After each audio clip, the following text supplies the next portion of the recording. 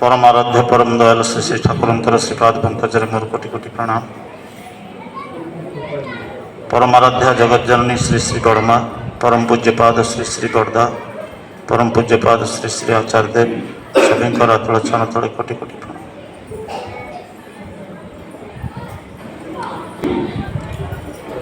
वरण्य पुरोधा सम्मानीय कर्मी मंडली एकांत श्रद्धास्पद गुरु भाई माने कल्याणमयी मातृमंडली समस्त मोर आंतरिक श्रद्धा प्रीति जय।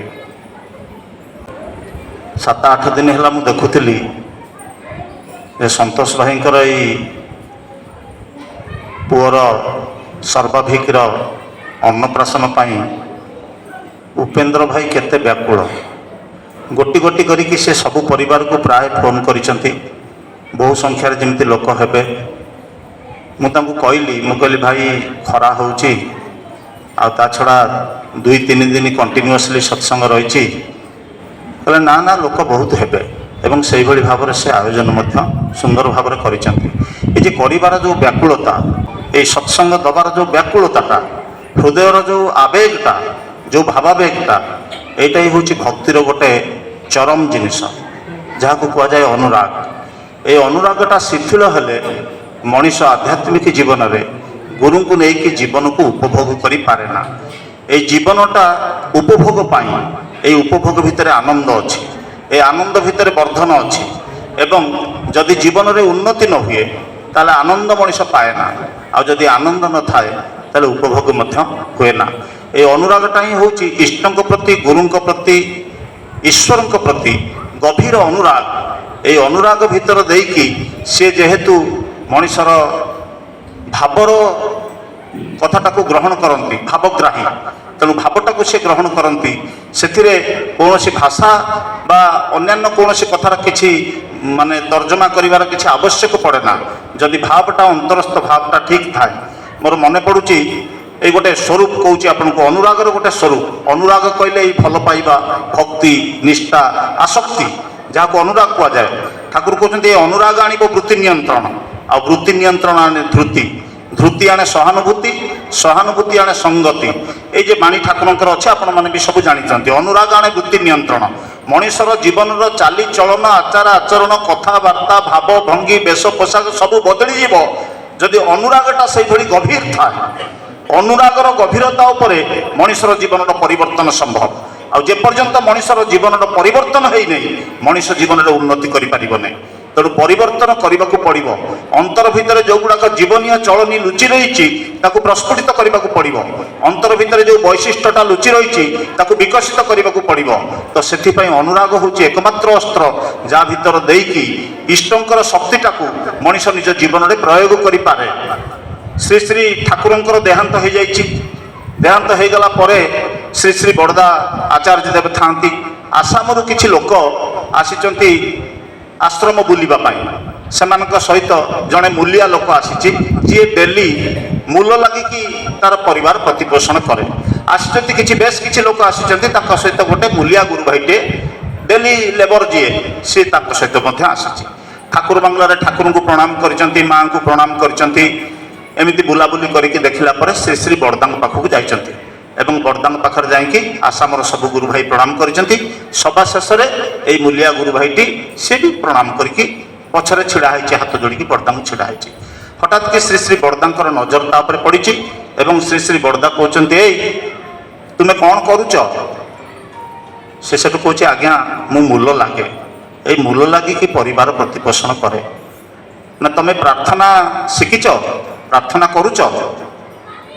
से कहे नीरव रही ना तुम कौन प्रार्थना शिखिना ना मु आज्ञा पाठ साठ किसी पढ़ी तेणु प्रार्थना कौन कमी करने को पड़े मुझे जाने ना सकाले ठाकुर को मुंडियाटे मारे संध्या बेलू भी ठाकुर को मुंडियाटे मारे आ ठाकुर नामटा कर यही हूँ मोर प्रार्थना मु बहीपत्र किसी पढ़ी पारे ना प्रार्थना किसी मु शिखिनी से बड़दा कहते तुम इष्टवृत्ति कर ना आज्ञा इष्टवृत्ति मु करे ना इष्टवृत्ति कौन तुम मंत्र पढ़ी कि दियो कहले मु तो आज्ञा मूलू पाठशाठ पढ़ीनी आ मंत्र केमी शिखी मो पाटी देकी तो शुद्ध कथा शब्दटीए भी बाहर ना आ मु मंत्र पढ़ी केमिति संस्कृत मंत्र पढ़ी केमिति केमिति मु इष्टवृत्ति निवेदन करी ତାହେଲେ ତୁମେ ଇଷ୍ଟବୃତ୍ତି କେମିତି ଦିଅ ଠାକୁରଙ୍କୁ?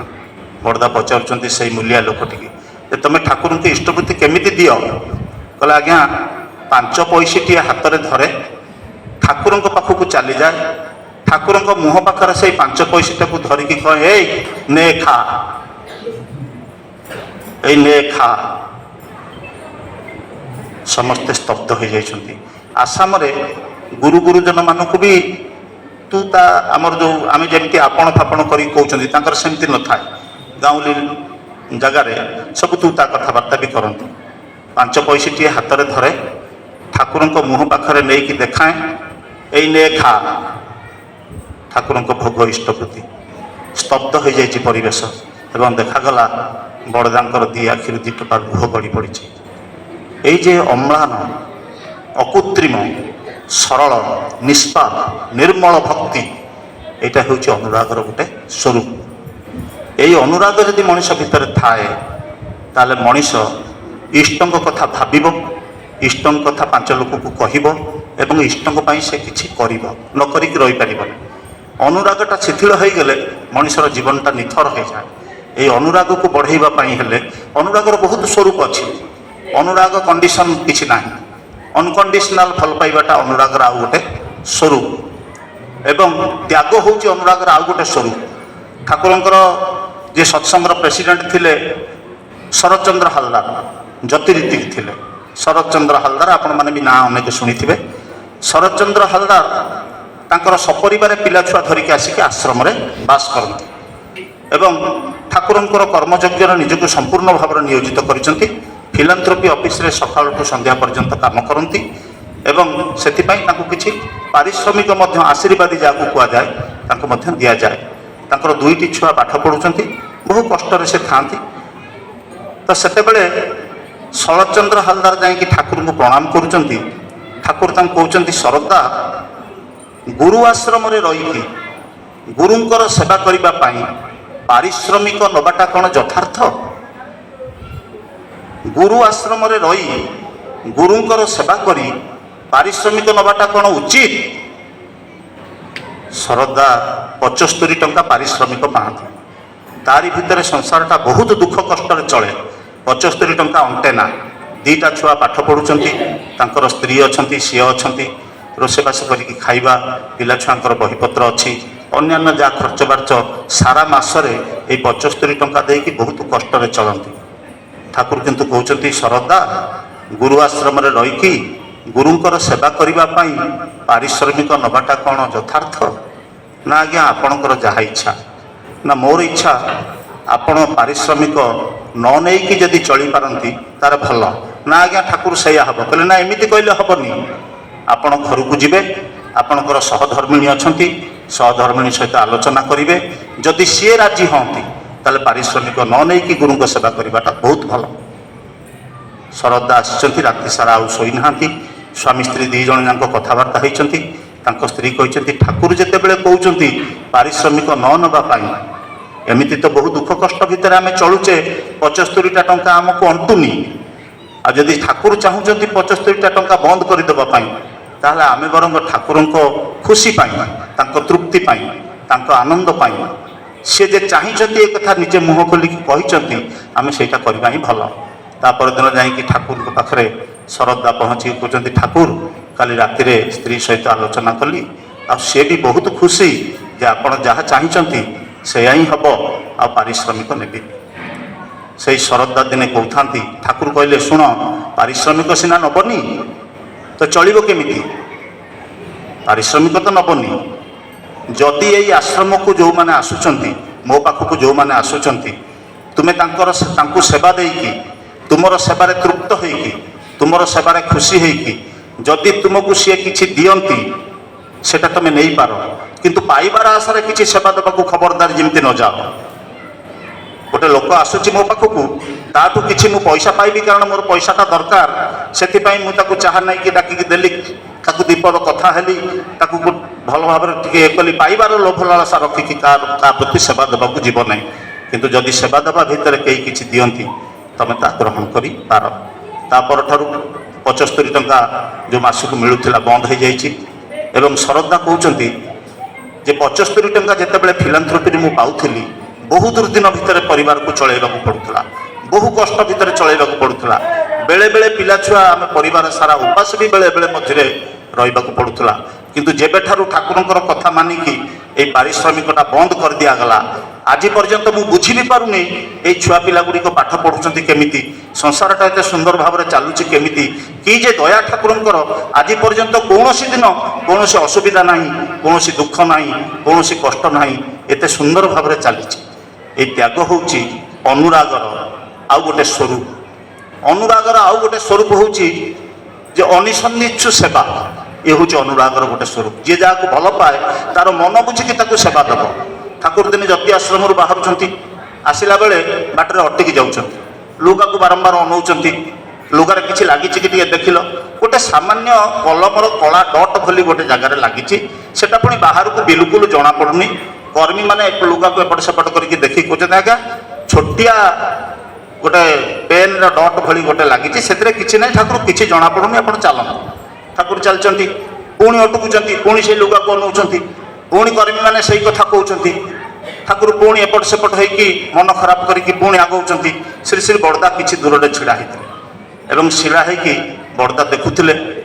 ତାପରେ ହଠାତ୍ କି ଆସିଛନ୍ତି, କହିଲେ ବାବା ଆପଣ ଘର ଭିତରକୁ ଚାଲନ୍ତୁ, ଏ ଲୁଗାଟା ବଦଳେଇ ଦେବା।